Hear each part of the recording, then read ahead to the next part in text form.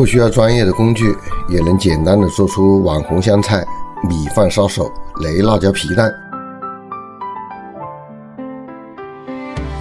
青椒几只，拍扁，皮蛋4颗，剥壳切块，葱花、蒜末，锅里不加油，开中小火，拍扁的青椒下锅，按压煸香。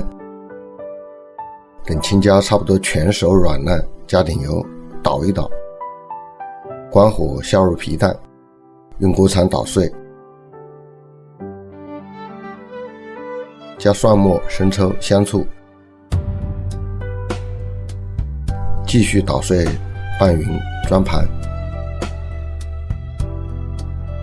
撒上葱花，烧一点热油，浇上去一炝 ，OK 了，就是这么简单。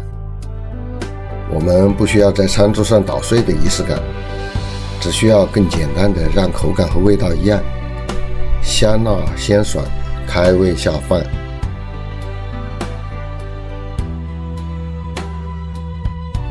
很多餐馆里的仪式感，只是为了让人为便宜的食材多掏钱。在家里能用锅铲解决的事，就不要整得像开坛做法了。恭喜你，又轻松地通过了这一餐。关注我，下周见。